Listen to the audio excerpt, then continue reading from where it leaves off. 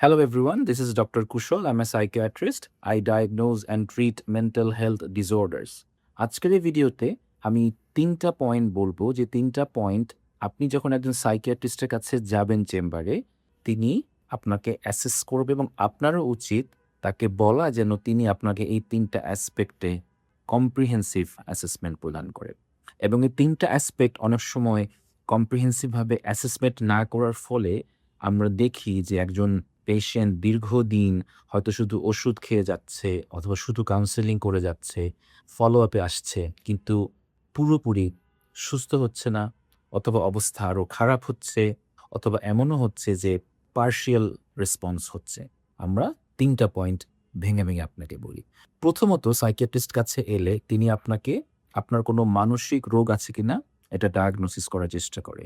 আপনার কি ওসিডি আছে কিনা, এডিএসডি আছে কিনা, বাইপোলার মুড ডিসঅর্ডার আছে কিনা, স্কিজোফ্রেনিয়া, ডিলুশনাল ডিসঅর্ডারস, এরকম অনেক মানসিক রোগ আছে। প্রায় ৬৫০টা টাইপের মানসিক রোগ হতে পারে। প্রথমে যখন আপনি একজন সাইকিয়াট্রিস্টের কাছে আসবেন, এজন্য আপনি আপনার সিম্পটমগুলো বলার চেষ্টা করবেন। আপনার গত ২ সপ্তাহ বা ১ মাসের সিম্পটম আপনি একদম সহজ বাংলায় বলবেন। আমার রাগ হয়, ঘুম হয় না, অস্থিরতা কাজ করে, মাথা ব্যথা করে, কোনো কাজ করতে ভালো লাগে না। এগুলো আপনি বলা শুরু করলে সাইকিয়াট্রিস্ট আপনাকে সেখান থেকে কিছু লিডিং কোয়েশ্চেন করে আপনার ডায়াগনোসিস করতে সক্ষম হবেন। আপনি ১ম এই এসে আপনার ৫ বছর আগের বা ১০ বছর আগের হিস্ট্রি বলবেন না। ১ম এ সাইকিয়াট্রিস্টকে এই সুযোগটা দিবেন তিনি যেন একটা মানসিক রোগ আপনাকে ডায়াগনোসিস করতে পারে। নাম্বার 1।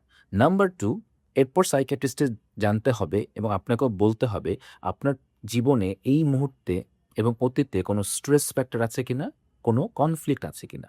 স্ট্রেস হতে পারে কোনো রিলেশনশিপ স্ট্রেস, স্ট্রেস হতে পারে কোনো অর্থনৈতিক স্ট্রেস, কোনো ঋণে পড়েছেন, অথবা অতীতে কোনো বাজে অ্যাবিউজের শিকার হয়েছেন, সেক্সুয়ালি অ্যাবিউজড হয়েছেন, অথবা প্যারেন্টসের কাছ থেকে বা টিচারের কাছ থেকে খুব ট্রমার এক্সপেরিয়েন্স করেছেন, ফ্রেন্ড সার্কেল দ্বারা অ্যাবিউজড হয়েছেন। অনেক ধরনের স্ট্রেস আমাদের জীবনেও কিন্তু ঘটতে পারে। এই স্ট্রেসগুলো যদি আপনি অনেস্টলি সত্যভাবে না বলেন একজন সাইকিয়াট্রিস্টকে, তখন তিনি আপনার পুরো গল্পটা বুঝতে পারবেন না। আপনার আপনার পাজলটা মেলাতে পারবে না। একজন সাইকিয়াট্রিস্টের কাছে এটার আমি বলব যে দীর্ঘ আলোচনা আপনার প্রয়োজন নেই। দীর্ঘ আলোচনাটা করবে একজন কাউন্সেলর বা সাইকোলজিস্ট পরবর্তীতে ১ ঘন্টা সময় নিয়ে যে কটা সেশন আপনার প্রয়োজন হয়।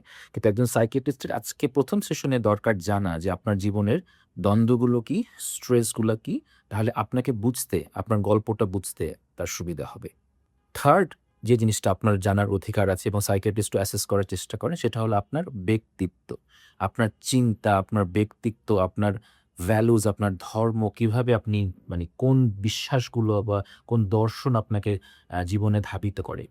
আমরা অনেক সময় মনে করি যে আমাদের এক্সটার্নাল স্ট্রেস আমাদের জীবনের একমাত্র দুঃখ কষ্ট। কিন্তু অনেক সময় এরকম কিন্তু হয় যে আমরা নিজেরাই নিজের জন্য একটা বোঝা হয়ে যাই।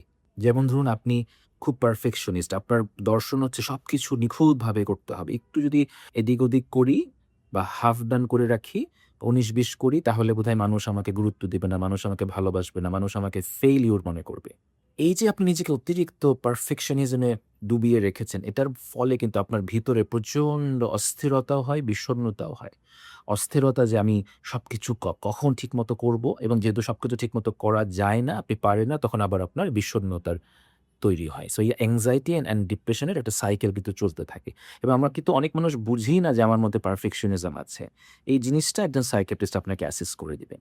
অনেকেই কিন্তু খুব ইমোশনালি রিঅ্যাক্টিভ থাকেন। একটু কটু কথা নিতে পারে না, সমালোচনা নিতে পারে না। এটাও কিন্তু একটা ক্যারেক্টার বা পার্সোনালিটি ট্রেইট। অনেকে আছেন প্রচন্ড রাগ, জেনেটিক্যালি খুব রাগ, তার ইগো খুব ফ্র্যাজাইল, কারো কোনো কথা সহ্য করতে পারে না। অনেকে আছেন সবার মধ্যমণি থাকতে চায়, সবার কাছে সে সেন্টার অফ অ্যাটেনশন থাকতে চায়। অনেকে আছে যে নিজেকে খুব বড় মনে করে, সুপিরিয়র মনে করে। নার্সিসিজম বা সেলফ অবসেশন তার মধ্যে প্রচন্ড হাই। সো অনেকগুলো ট্রেইট আছে যে ট্রেইট গুলো থাকলে, যে আমি বলব যে ব্যক্তিত্বের ধাঁচগুলো থাকলে আমরা নিজেরাই নিজেদের কষ্ট দিয়ে থাকি। আমাদেরকে সোসাইটি বা আমাদেরকে আমাদের সমাজ যে পরিমাণ কষ্ট দেয়, তার চাইতে অনেক সময় আমরা নিজেরাই নিজেদেরকে অনেক বেশি কষ্ট দিয়ে থাকি। অথবা এমনও হতে পারে যে দুটোই সত্য। আপনাকে সমাজও কিছু কষ্ট দিচ্ছে, আবার আপনি নিজেও নিজেকে কষ্ট দিচ্ছেন। একজন সাইকিয়াট্রিস্টের কাছে আপনাকে এই মন নিয়ে আসতে হবে যে আমি আমার বাহ্যিক স্ট্রেস নিয়েও যেমন কাজ করব, আমি আমার অভ্যন্তরীণ স্ট্রেস নিজেকে নিয়েও কাজ করব। সক্রেটিস যেমন বলেছিল না যে, "নো থাইসেলফ" নিজেকে আগে জানতে হবে। নিজেকে আগে জানলে নিজেকে সবচেয়ে আগে ঠিক করা যায়।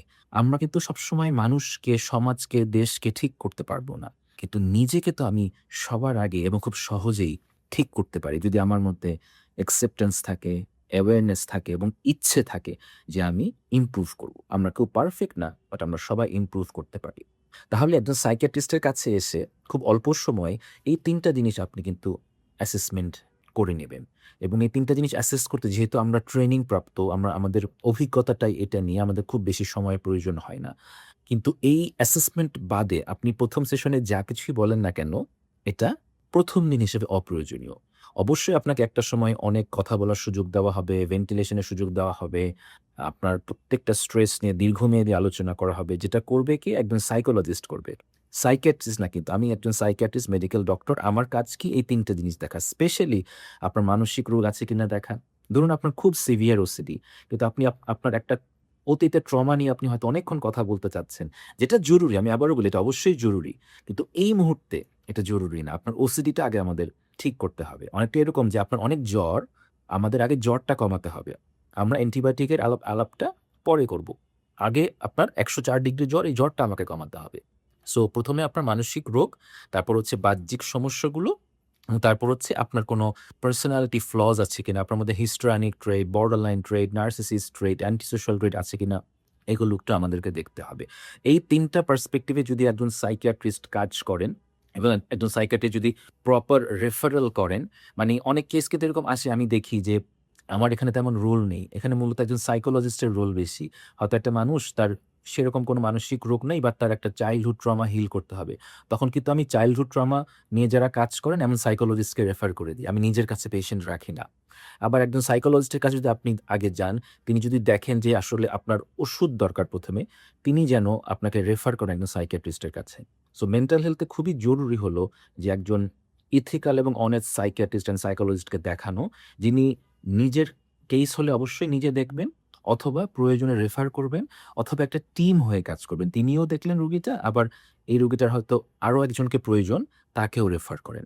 মোস্ট অফ দ্যা কেসেস এ একটা টিম হয়ে কাজ করলে আপনার উন্নতিটা আমি বলব যে খুবই চোখে পড়ার মতো হয় এবং খুব দ্রুত হয়। কিন্তু অধিকাংশ সময় আমরা এই কম্প্রিহেন্সিভ বা ইনক্লুসিভ ট্রিটমেন্টটা আমরা রোগীদের করতে দেখি না। অনেক সময় সাইকিয়াট্রিস্টরা বলেন, রোগীরা শুনে না। আবার অনেক সময় সাইকিয়াট্রিস্টরাও হয়তো বলেন না, শুধু ওষুধ দিয়ে যান, অথবা অনেক সময় সাইকোলজিস্টরা শুধু কাউন্সেলিং করতে থাকেন। হয়তো তার ওষুধ লাগতো, ওষুধের প্রয়োজনীয়তাটা হয়তো উনি বুঝিয়ে বলেন না। সো এই ৩ টা জিনিস সবসময় আপনারা খেয়াল রাখবেন। মানসিক রোগ, বাহ্যিক চাপ এবং আমি নিজেই নিজেকে কষ্ট দিচ্ছি কিনা। তাহলে ইনশাল্লাহ যেকোনো মানসিক রোগ হলে আপনার দ্রুত আপনি আ সলিউশন পাবেন। আপনার লাইফে প্রোডাক্টিভিটি, ফাংশনিং বাড়বে। আপনাদের যদি সাইকিয়াট্রি নিয়ে আরো কোনো প্রশ্ন থাকে, প্লিজ কমেন্ট বক্সে আমাকে করুন। আমি চেষ্টা করব আপনাদের প্রশ্নগুলোর উত্তর দেওয়ার জন্য।